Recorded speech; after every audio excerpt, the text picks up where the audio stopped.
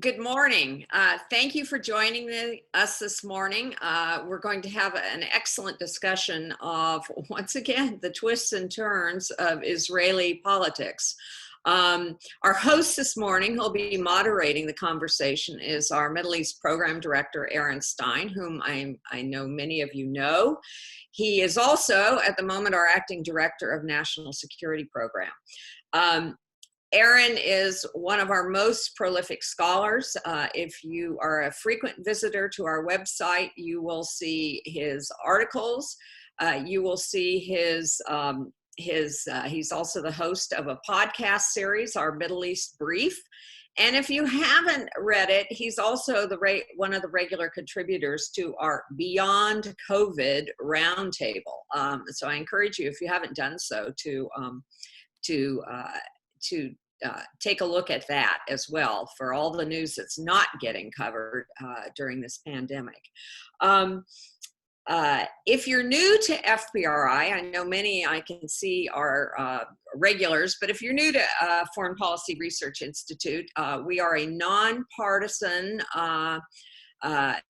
think tank, and we provide research, the story behind the story. If you're tired of angry partisan bickering that you see on a lot of television channels, we're the place to turn.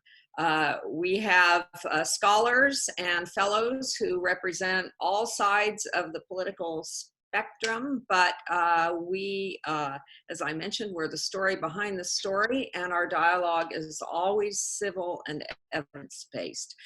And please consider us. We can't do what we do without your support. So thank you for those of you, and I see many of you who have been our regular supporters, and I encourage those of you who aren't yet to think about it. Do more than think about it. So without further ado, I'm going to turn this over to our Middle East Program Director, Aaron Stein. Aaron? Raleigh, thank you for that, and thank you everybody for clicking or dialing in or tuning in, or whatever we're calling this, and just taking a little bit of time out of your day. We appreciate it. And just a disclaimer: if you do hear children crying in the background, they are not unattended in my house. My wife is upstairs. Sound just happens to travel as I'm sitting in the basement.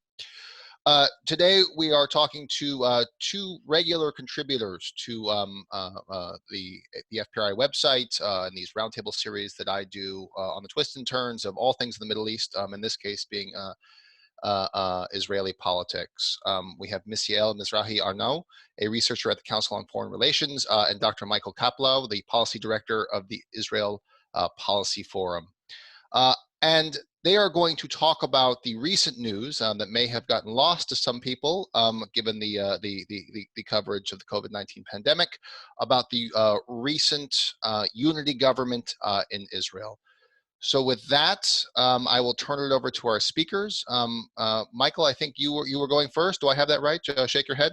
No, or was it, yeah, sorry. I think Yaël's going to go first. You're right. My apologies. And Yaël's going to take the floor. She's going to speak for about 10 to 15 minutes. Then I'll turn it over to Michael. And if you would like to ask a question, because we'll have some time afterwards, we are using the chat function. So at the bottom of the screen, there should be something called chat, and you can type your message. We will see it. Eli, who goes under the Foreign Policy Research Institute admin function, if you're looking at the top of the tiles, will collect and we will be able to read them. So with that, Yaël, over to you. Hi, Aaron, Michael, and Raleigh, and all of FPRI. It's a pleasure to be able to speak to you. Thanks for inviting me. So after what's been a roller coaster year and a half since the Israeli Knesset disbanded in December 2018, and Israel has been through 3 consecutive rounds of elections, the situation seems to have finally settled down with the formation of an emergency unity government between Prime Minister Benjamin Netanyahu and his former opponent and former head of the opposition from the Blue and White Party, Benny Gantz. I'll start off by saying that analysts, myself included, have been pretty humbled by the fact that what we had hailed as the end of Netanyahu's era, not only from the inconclusive results of the last 3 elections, but also from the fact that during this time, Netanyahu was indicted on 3 separate cases of bribery, fraud, and breach of trust. Yet, at always as it always is, we underestimated Netanyahu's political savviness as well as his resolve, and he has managed to live another day. So at the outset, it appears that this unity deal, we have to thank the coronavirus or to blame, depending how you look at it, for this result. The good news that I'll start off with that we can all agree on is that Israel has a government and can now deal and put its full attention to addressing the very pressing issues in Israel in this post or enduring corona crisis, where we have 1 million Israelis who are unemployed, as well as the issue of keeping the spread under control in certain hotspots. But putting the coronavirus aside, the decision for Benny Gantz, the former head of the opposition, to join a unity government with Netanyahu is considered a monumental bombshell in Israeli politics. And it's taking some of us, even the most cynical, by surprise. The question I'm going to try to answer is, what happened to the Benny Gantz who just last September was being hailed for an unprecedented achievement from a political neophyte, entering the system and winning the center-left bloc, its largest outcome in years, of 57 seats. And he was the face of a politician that the opposition looked to as the only one who could take down Netanyahu, and ran 3 election campaigns on the slogan that he would not sit in a government under an indicted prime minister. Some are looking at this as a massive capitulation, an act of treachery that ultimately gives Netanyahu the much coveted legitimacy that he needs, as well as time in order to deal with his corruption charges, the date of which was supposed to have already been underway, but because of the coronavirus has been postponed until the end of May. Some others look at this as a pragmatic move where the Israeli people, amidst a time of crisis, won't have to go to a 4th election.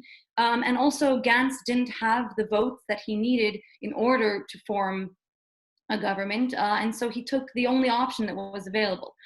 First, I'll go into the basic outlines of the coalition agreement, and some of the thornier details Michael and I can discuss with you guys after. So they've agreed to a rotating premiership. Netanyahu will be serving the first 18-month term, while Gantz is serving as his deputy prime minister. And after 18 months, Gantz becomes the prime minister, and Netanyahu will be the deputy. They even created a new official state residence for the alternate prime minister, which is seen as a nod to Netanyahu because his family is notoriously quite demanding about real estate issues. The government is going to be split into 2 equal blocks. So you have each side, the Likud and Blue and White, getting an equal share of the ministerial portfolios, coming to a total of 36. Gantz walks away with some of the most important portfolios. He becomes defense minister himself, and his number 2 and also former chief of staff, Gabi Ashkenazi, becomes foreign minister.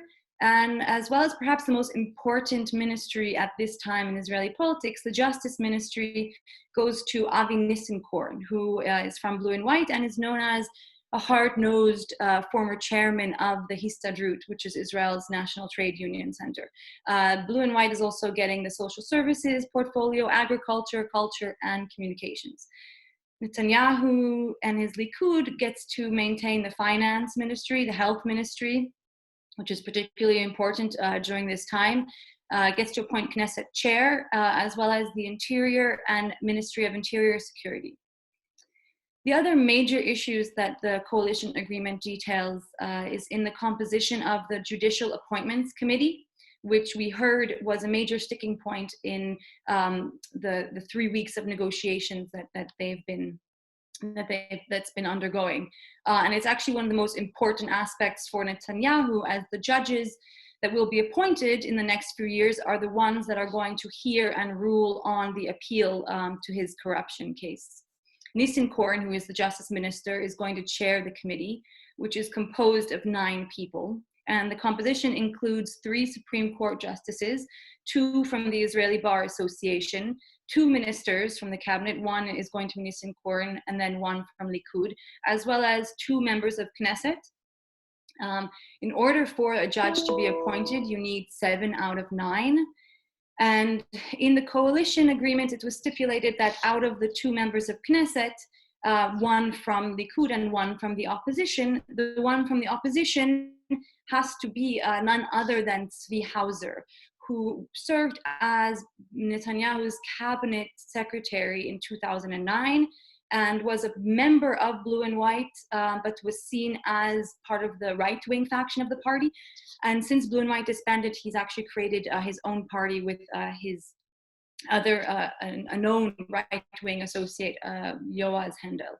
So this ultimately gives a veto block for the right-wing, since you need 7 votes in order to appeal, in order to appoint a Supreme Court judge, and now you have a block of 3. The Supreme Court is going to become particularly important, as I mentioned, because of the appeal issue, as well as annexation or applying Israeli sovereignty over the West Bank, which is another stipulation that is agreed, that is decided in the coalition agreement, and Michael is going to discuss that. The next issue that has bolstered Netanyahu's position, as well as drawn scorn from the left, includes Netanyahu's veto power over the appointment of the chief of police, who is currently acting, and in the next 2 years, a new state's attorney, as well as the attorney general. And these are crucial appointments when it comes to Netanyahu's legal issues, because they are the ones who are going to negotiate a potential plea deal with Netanyahu and could have a large effect on the outcome. So what did Gantz get from this? Because obviously Gantz has already a lot of political experience, political experience under his belt, and he says he's looking out for Israel's best interest. So where did he win? After Blue and White split, he came to the table with Netanyahu with 17 seats, versus Netanyahu's right-wing bloc, which has 58. And Gantz ended up getting an equal share of the portfolio.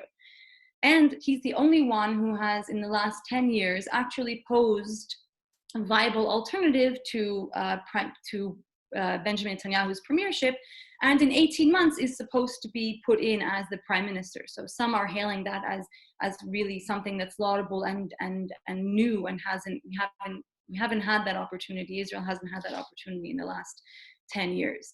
There's also the fact that Gantz claims that he had no other option. We can discuss that later, but he also is upholding one of his campaign slogans, which was saying that he's putting Israel before everything.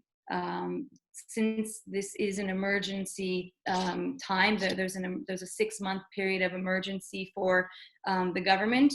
He's saying that he's going to be able to deal with the most pressing issues, and most importantly, there is not going to be a 4th election, or this deal prevents a 4th election from happening, which is a big respite for the Israeli citizens. Finally, Gantz and Ashkenazi are saying that they actually will have more of an important role if they're sitting inside the government. They can sit with both of their hands on the wheels and their foot on the brakes, and will be able to protect the system from within. The veto power that Gantz is afforded as alternate prime minister will prevent any grave issues from happening when it comes to judicial appointments, and also the question of annexation. In terms of what Gantz lost from this agreement, he broke up his party, which was the largest center-left political bloc, as I mentioned, and the only real threat to Netanyahu in the last 10 years of his premiership. He also gave up on the Arab parties, which I think is an issue that no one has really been discussing. The joint list, which is the consortium of the Arab parties, reached a historic compromise in the last election and agreed to endorse Gantz as prime minister. And Gantz appeared to take this seriously at the time. He wouldn't have been able to form a coalition without their outside endorsement. And we heard that Gantz didn't give the joint list a call or even inform them of his decision to join this unity government. So that's seen as quite the slight. Some also claim that Gantz stole 1 million votes, since he was running on the platform of not sitting under Netanyahu. And in the end, that is what he's doing. So on the other side, what Netanyahu won from this agreement First and foremost, I would say it's legitimacy. He will be sitting in the defendant's chair, arguing his case against the charges of bribery, fraud, and breach of trust from the position of the premier. This legitimacy is actually conferred to him from his main challenger, the opposition, which failed. And when the courts are reopening and he's standing trial, he will be standing trial as a new prime minister who has a fresh mandate. It's not only a symbolic view, but it's also unprecedented in the history of Israeli politics to have a sitting prime minister stand trial for corruption. He also gets legitimacy to serve as prime minister who is under indictment. And even after he leaves office after this potential 18-month rotation, and he becomes the alternate prime minister, he is allowed to stay in that position despite the legal precedent that an indicted member of Knesset cannot sit in the government. Finally, he has a veto on who's going to be the next chief of police, who's going to be the state prosecutor, as well as the attorney general. And these will have dramatic effects on his future legal issues. And he finally got political coverage and insurance policy against any really bad backlash from the Israeli public on the handling of the coronavirus. He won't be there alone to bear the brunt on how they're going to fix the financial issues. In a recent poll, over 60% of the Israeli public see that Netanyahu's handling of the economic crisis in the coronavirus has been poor, and unemployment in Israel is currently at 27%. Finally, Netanyahu succeeded in disassembling the strongest opposition that has come in the last 10 years, at least, by dismantling Blue and White and taking the two leaders of Benny Gantz and Ashkenazi with him. I'll add that Netanyahu, this doesn't leave him completely unchallenged, because he's going to actually have a difficult time running such a government, which is seen as extremely bloated with an unprecedented number of ministers, and it's going to make it very difficult to reach any consensus.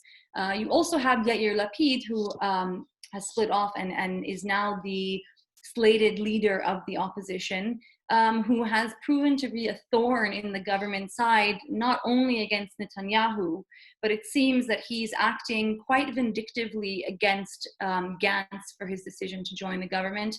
And only yesterday, Lapid said that if Netanyahu were to bring a motion to disband the government, which requires 75 votes, Lapid, who has 16 votes, would lend his voice, which would ultimately prevent Gantz from moving into the position of prime ministership. Lapid also likened the deal to one that has more holes than Netanyahu's coveted Caesarea golf course. So that's going to pose a challenge. I'll just end my remarks by saying that, in my opinion, this unity deal is actually a capitulation government that was formed under the veil of the coronavirus, using it as an excuse.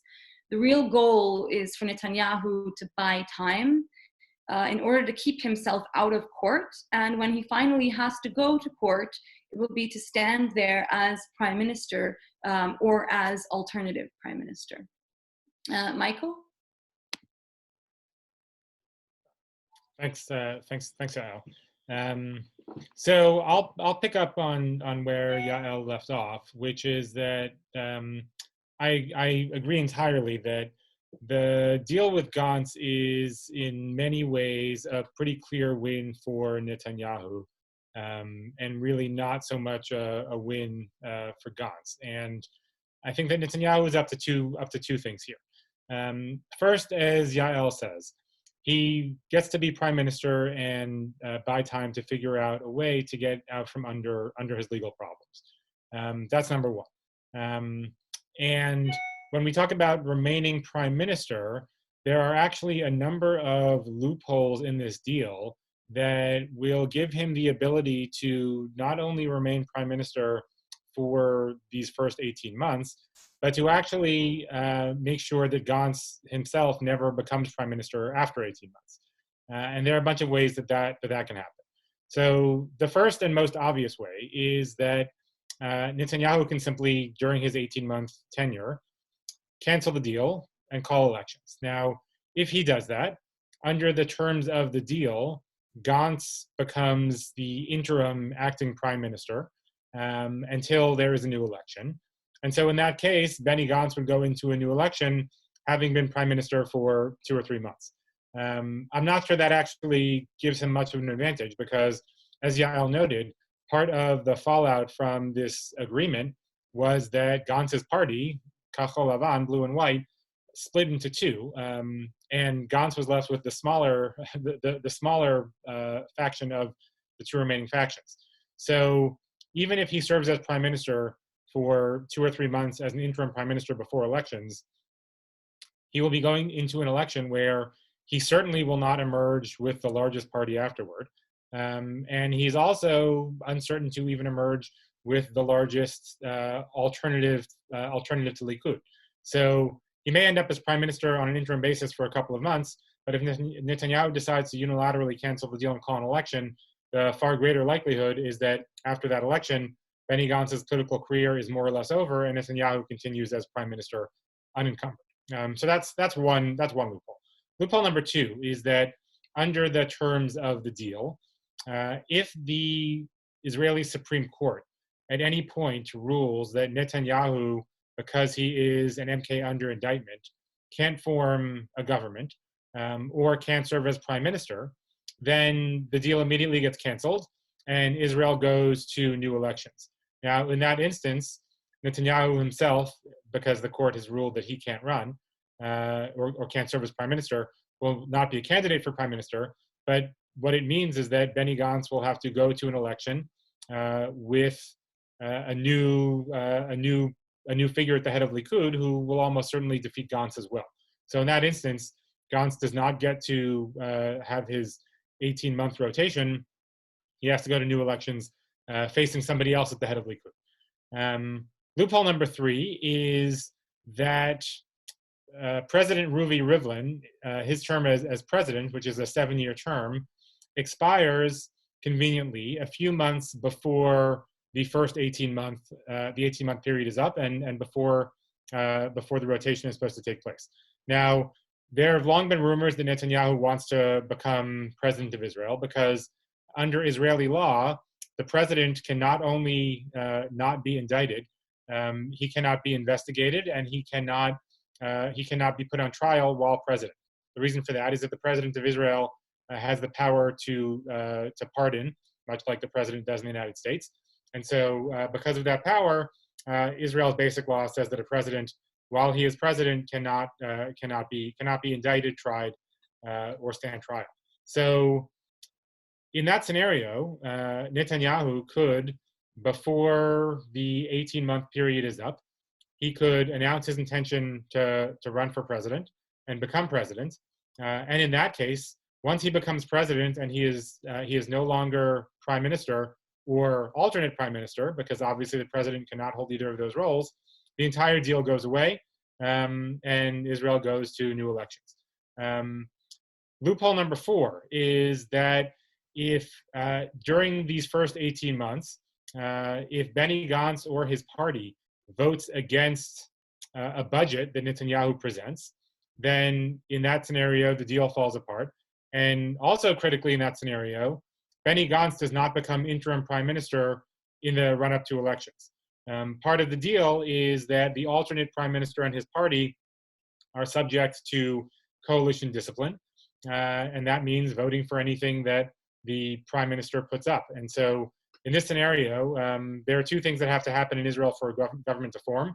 One is an initial vote of confidence in the government, and the second is the approval of a budget. If either of those things fails, then the government falls and new elections happen. So if, because of the importance of this budget vote, if Gantz and Blue and White don't vote for the budget, even if their votes are not needed, even if the budget passes without them, the entire unity deal goes away, new elections happen, and Benny Gantz does not get to become interim prime minister in that period. So that's another way in which you can see Netanyahu putting forth a budget that in some way, shape, or form is so unacceptable to Gantz that he votes against it, and then the entire deal is off. So this is certainly not assured. And I should also add that there are a number of challenges to the deal before the Supreme Court at the moment. having to do with the fact that the deal alters Israel's basic law in lots of ways.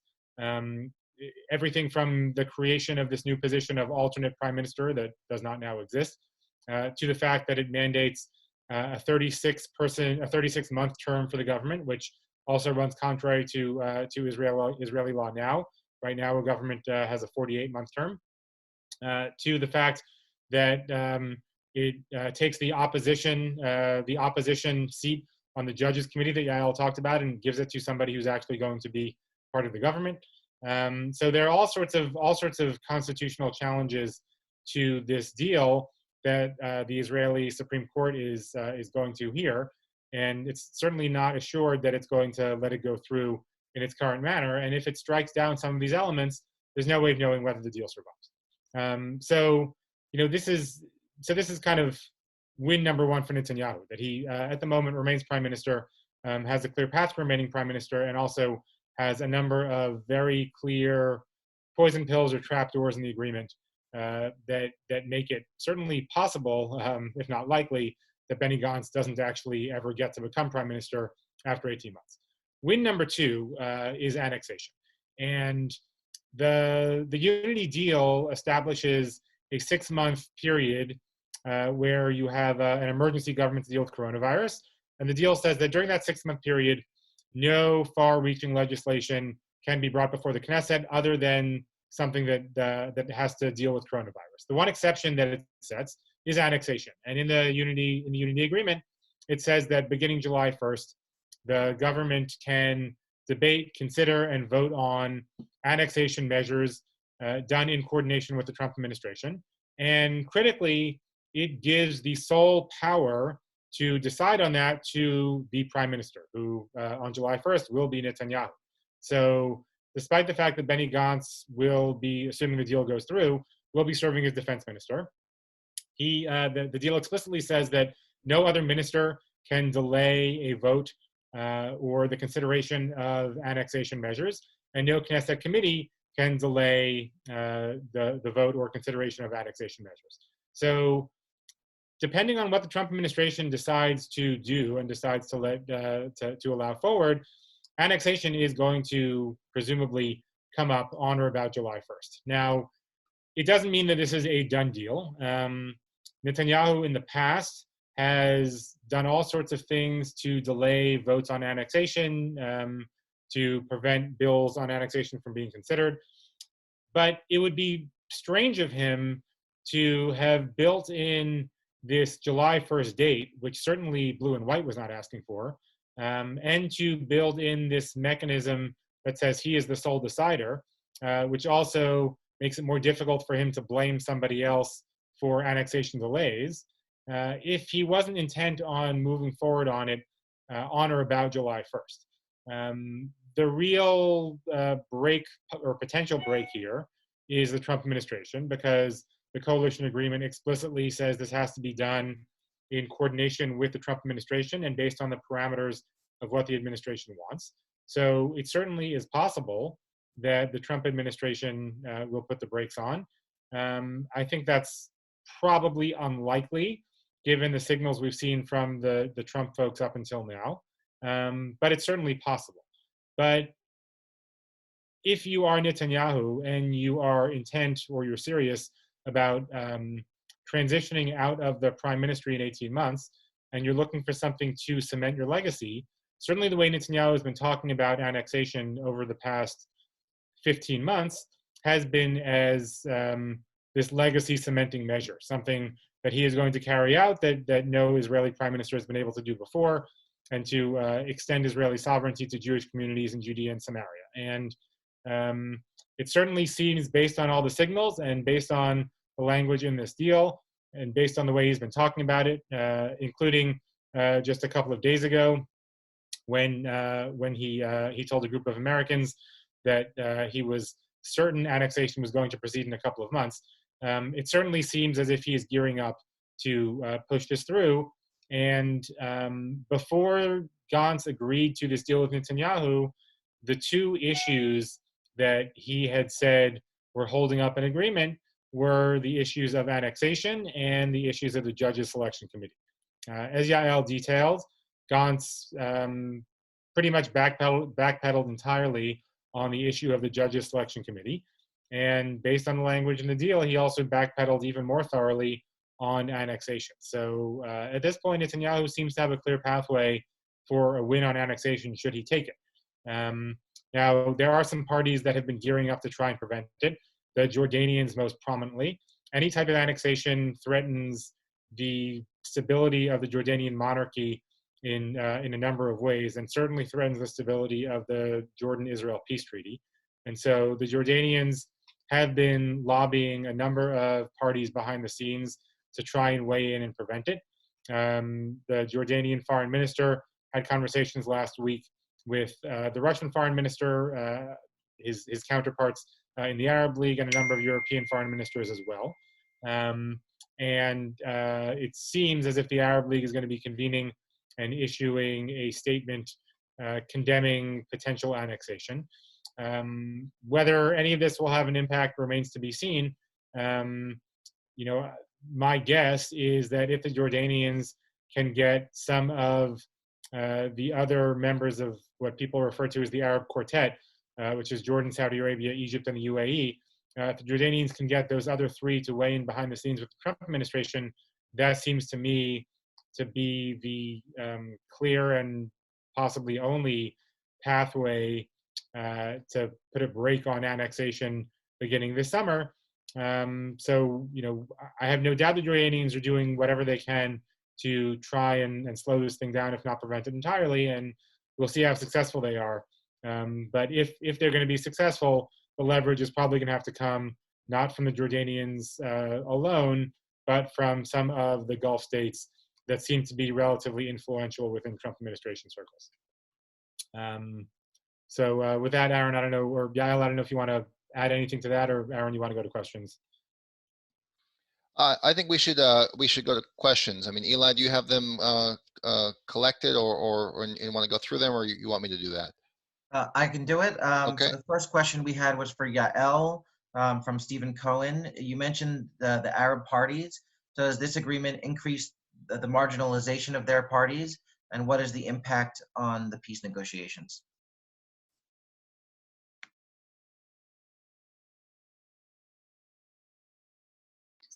Thanks for your question, Stephen.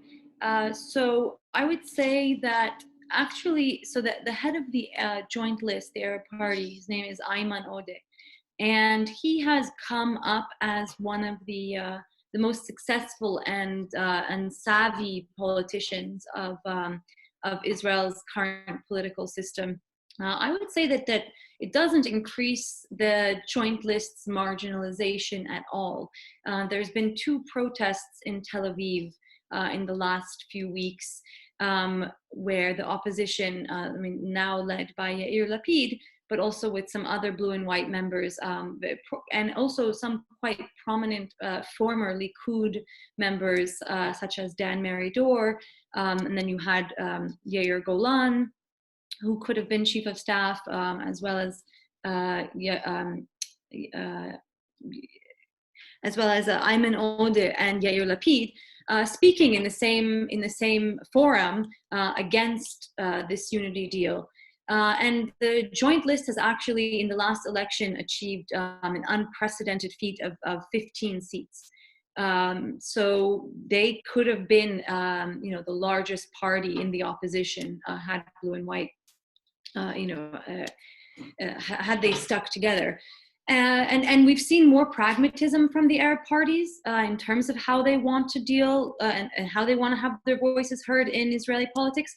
So yeah, of course, Netanyahu doesn't really take them seriously. I mean, it depends. And in his rhetoric, he diminishes them. But when it comes to policy issues, he actually does his fair share to support the Arab sector.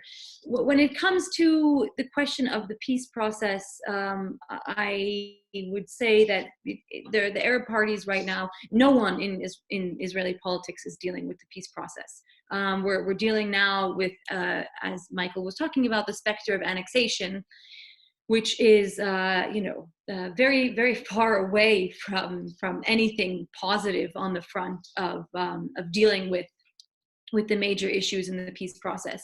There's also, we can talk about the Trump deal and how annexation would fit in with the Trump peace plan, but that's kind of a side issue. So I'm actually optimistic about the future of the Arab parties.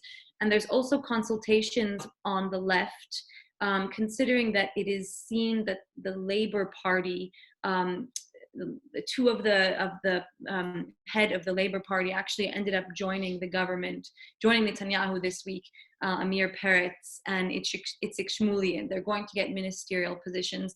But this is seen, I mean, the Labour Party's share on the left has been decreasing in the last 10 years, and now some say that they're completely gone, that the party's been eviscerated. So there's talks on the left of creating some broader joint Arab-Jewish party. It's still very much in its infant stages, but this could reinvigorate the Arab sector as well as the left.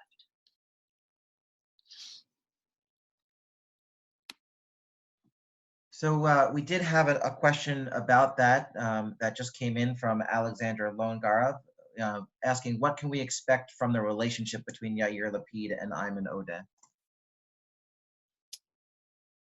Yeah, you want to take that one, or you want me to? So there isn't a strong relationship between Lapid and Odeh. They get along, but it's difficult for me to see at the moment a scenario in which Lapid and Odeh joined forces. Lapid was certainly open to having a minority government that was supported from the outside by the Joint List. I think that he probably would have been open as well to including the Joint List in the coalition as a way of getting rid of Netanyahu. But now that the parties have all been rejiggered and the numbers are all different, I wouldn't describe the relationship between them as strong or any type of alliance between Lapid and the Joint List. I do think going forward, Lapid is a smart politician, and I do think that if he has an opportunity to form a government and it requires the Joint List to do it, he will try to figure out how to do it. But if we're looking for alliances going forward, it seems to me that Lapid and Avigdor Lieberman are a more obvious pairing given their alignment on a number of issues, particularly and most prominently on issues of religion and state inside of Israel. And I think that you are also more likely to have some sort of alliance going forward between Meretz and the Joint List. Meretz is the small, traditionally secular left-wing Jewish party. Before this election, Meretz had merged with Labor and Gesher to run as a single list. After the election, Labor, so first Labor and Gesher split apart, then Labor split from Meretz. As Yael noted, Labor itself, which has 3 seats, is now in the middle of splitting as well, with 2 of them joining the government and 1 of them not. Meretz remains now as the remnant, really is the remnant at this point of the Jewish Zionist left inside of Israel. And given the fact that the Joint List is gaining in strength, given the fact that the Joint List went in these 3 elections from 10 seats to 13 seats to 15 seats, and in this most recent election, at least 1 of those seats seem to have come from Jewish voters. Given all of that, and the fact that Palestinian citizens of Israel are increasingly identifying as Israeli, not as Palestinian and not as Arab, but as Israeli, I think that there's a more decent chance in the future that you see a Joint List Meretz, if not merger, certainly alliance, than a Joint List Lapid alliance. Okay, so we're getting a number of questions about annexation. So I was wondering, this question specifically comes from the friend of FPRI, Michael Nyberg, asking, can someone please elaborate on why annexation is such a threat to the Jordanian monarchy? And our intrepid former president, Alan Luxemburg, asks if annexation should take place, is it a game changer, and what are the various ramifications? I'll take that one. So on the first question, why is it such a threat to the Jordanians? So to begin with, the Israeli-Jordanian peace treaty is extremely unpopular inside of Jordan. It is so unpopular that you have a majority of the Jordanian parliament that has voted to rescind it. You have a majority of the Jordanian parliament that has voted not to cooperate with Israel on natural gas or on water, two resources that Jordan does not have and that it needs very badly, and that it gets from the Israelis at very cheap prices. The peace treaty is that unpopular that in the Jordanian parliament, there's a majority of votes to cancel these things, irrespective of how much pain it may cause to Jordan, to Jordan directly. Second, Jordan has a majority Palestinian population. The numbers at this point are tough to pinpoint given the influx of Syrian and Iraqi refugees into Jordan in the last couple of years, but it is somewhere between 50 and 60% at this point. Obviously, among that population, Israel is not terribly popular. And so if annexation goes forward, particularly annexation in the Jordan Valley, which will cut off Jordan from Palestinians in the West Bank directly, there will be an actual Israeli buffer. It is going to be so unpopular in Jordan that there is a certainly very strong chance that there are enormous protests. And leaving the Israel issue aside, the Jordanian government has been dealing with protests now for years on economic issues, on tax burden, on bread rations, on all sorts of things. So the Jordanian monarchy cannot afford at this point to absorb any more protests over anything, and certainly cannot afford to be seen as standing silent or compliant in the face of Israeli annexation of any parts of the West Bank. So the Jordanians would like to see this avoided really, really at all costs, because they know that if it happens, they will be forced to take drastic measures, such as suspending or canceling the peace treaty and suspending all cooperation with the Israelis. And that won't only affect their bottom line and affect their ability to provide things like electricity and water to their citizens, it will also very severely impact their security, given the intense security cooperation between Israel and Jordan, dealing with all sorts of issues like ISIS penetration and countering Iran, all sorts of things that Jordan relies upon very heavily. So the Jordanians really do not want to see this happen. In terms of the impact of annexation more widely, it's obviously difficult to say definitively what will happen. But here are some educated guesses. First of all, if annexation, no matter how partial, takes place, as I said, it will almost certainly lead to the suspension of the peace treaty between Jordan and Israel. It may lead to suspension of the peace treaty between Israel and Egypt, although I'd say that one is less assured. It may lead to the suspension of security cooperation between Israel and the Palestinian Authority. It will almost certainly put enormous pressure on the Palestinian Authority to respond in some way. And it very well may lead to the collapse of the Palestinian Authority, which already is unpopular among Palestinians because it is seen as the enabler of the Israeli occupation without any obvious benefits in return. At the moment, the PA is under enormous financial stress. That was certainly the case before coronavirus. It is even more so the case in the midst of coronavirus. In addition, just this week, a lien was placed on the tax revenues that are transferred by Israel to the PA by the Jerusalem District Court in response to a lawsuit brought by victims of terrorism dating back to the Second Intifada. So it's unclear whether Israel can even continue transferring tax revenues to the Palestinian Authority at all while this lien is being placed on Palestinian funds. So you take all of this and you combine it with annexation, which is a message to the Palestinians, particularly if it's annexation that proceeds along the lines of the Trump plan, which is 30% to the West Bank, a message to the Palestinians that any viable contiguous state is really no longer in their future.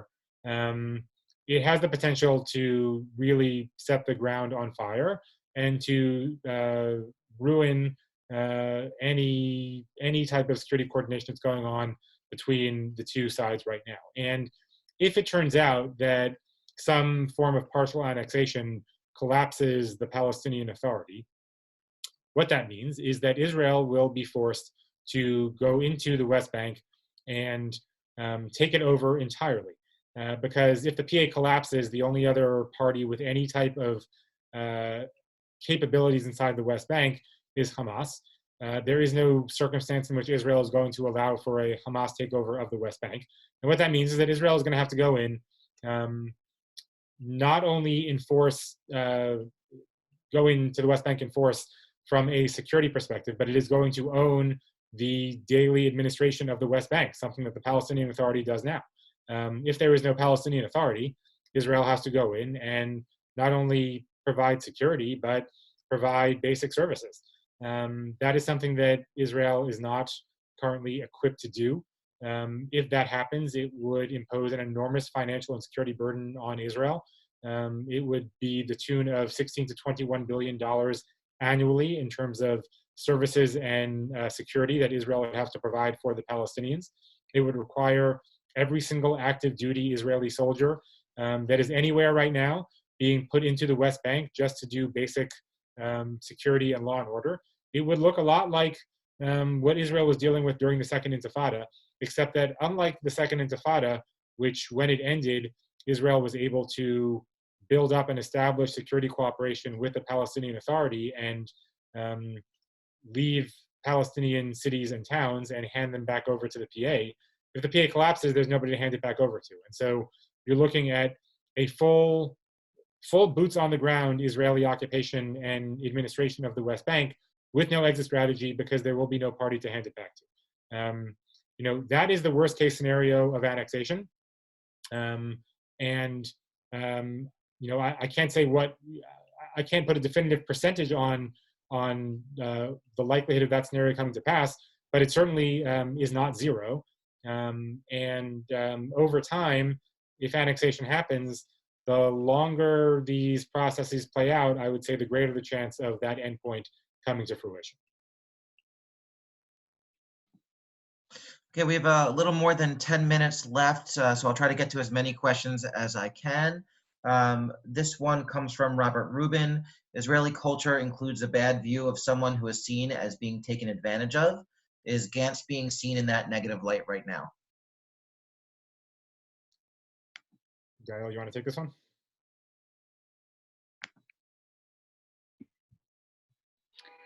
Sure. Yeah. So as you mentioned, Israeli society does have this big. You could hear this word used basically every single day, and it has different translations. But a sucker is a good one. I would say that there seems to be general. I guess the Israeli population is split on whether they believe that Netanyahu is actually going to go through with the rotation. I've seen polls that 61% of the public feel that Netanyahu will not keep his end of the deal, and 39% think that he will honor the deal. So that shows that, the Israeli people feel that Netanyahu, just also they know him. He's been around. Netanyahu's been around for a while, so his tricks are quite known. And also within the political echelon, Netanyahu's word has lost much of its weight. Just considering that there is a whole slew of others that Netanyahu has engaged with in the past. We can look back to 2015. When he was negotiating with then the head of the opposition, Bougie Herzog, and Netanyahu only thinks about himself. And so with all of that as a precedent, the fact that Gantz could enter and not only take Netanyahu at his word, but also at a time when Netanyahu has so much to lose, with the specter of these 3 indictments and potential jail time hanging over him. So we look at Netanyahu as being in his most vulnerable, as well as that means his most combative position. And then there's also the question of the promises that Gantz had given and had run on, which not only relate to how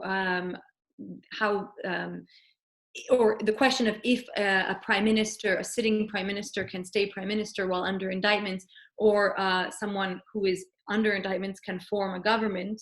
But also a lot of other really existential questions for Israeli democracy that have to deal with annexation, which Gantz is opposed to, that have to deal with the checks and balances in the system. That's the Supreme Court.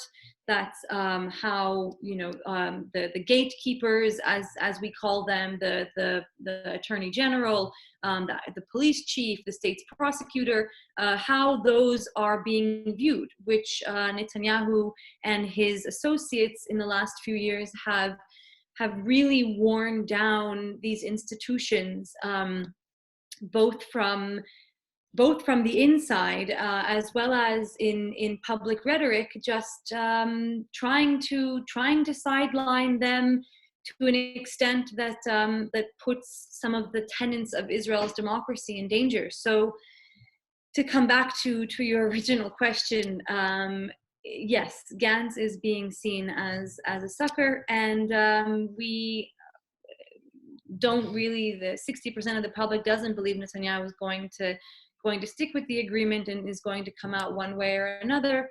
In terms of what Gantz's political future is, most analysts feel that this is it, that it was a rookie mistake, and Michael mentioned earlier that were there to be new elections, it seems completely implausible that Gantz would be able to get the number of seats that he was able to get last time, which was around 30 to 35. And he's polling at very low numbers. So as the savior to Israeli democracy that Israelis have been looking up to Gantz for the last year and a half, he will no longer hold that position.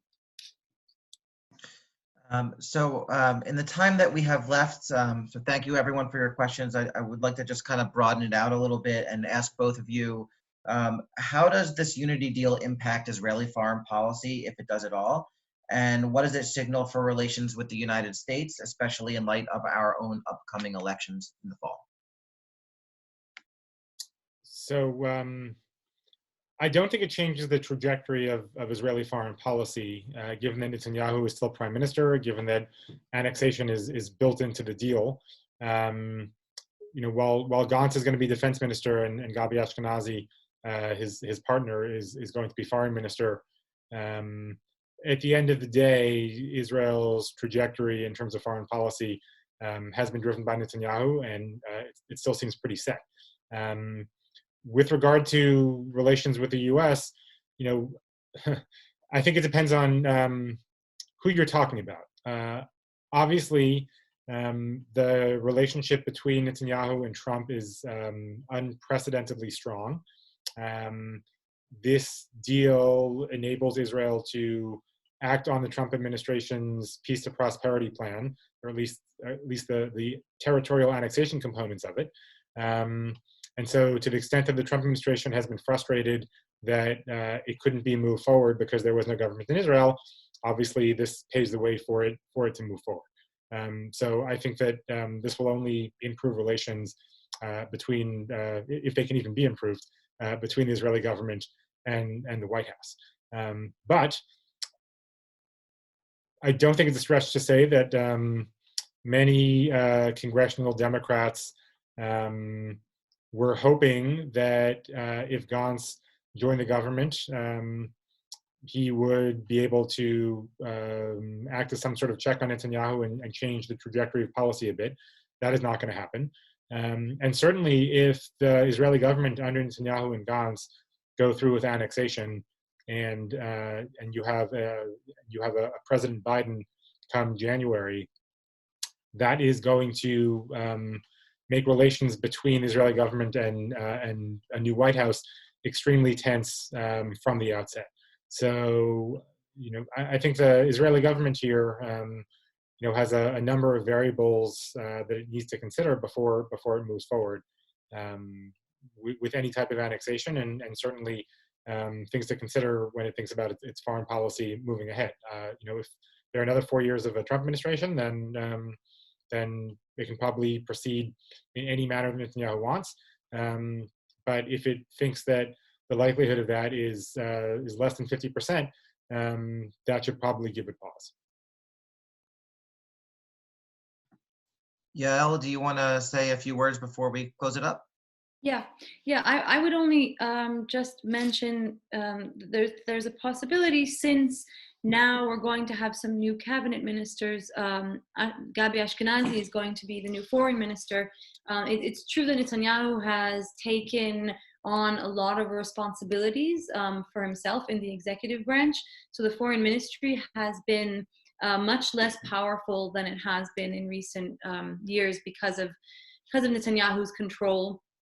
But there could still be, were Gabi Ashkenazi to have some, wider goals. I don't know so much about his actual policy views on some issues, but were he to want to take more control, that could be something that, some fight that he may put up to Netanyahu. We didn't discuss that the coalition agreement actually gives Netanyahu the ability to appoint some ambassadors. So this is kind of problematic for foreign policy, just because the positions I think that are listed, Michael, they're important positions. And so those, tend to, like the position of ambassador to the US, that tends to be the most crucial. America is Israel's most crucial partner. So yeah, I don't see a great change in position, though. Netanyahu also mentions in the deal, in the unity agreement, that they're going to continue to try to pursue peace agreements with Israel's Arab neighbors. That's been kind of a hallmark of Netanyahu's view, and worldview. He's trying to, I guess, buttress Israel's relationships with its neighbors without having to deal with the Palestinian issue, and I imagine that's going to continue unabated if we have either Netanyahu in charge of the foreign ministry or blue and white.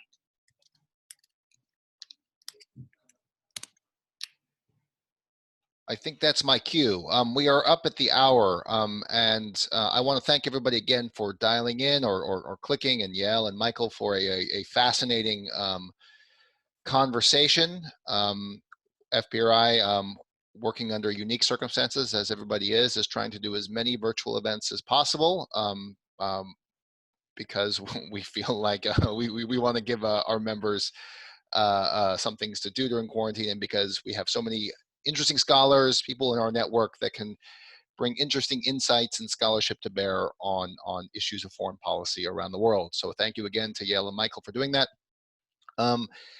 And we would again encourage everybody, if you are not a member of FPRI, to consider it. So that is on the far right side of your website, fpri.org. There's a tab on that far right side that says support, and we realize it's interesting times, but interesting times calls for more virtual events, and virtual events are dependent upon our members, so consider being one. With that, have a nice day, have a nice lunch, and enjoy the rest of your day. Thank you, everybody.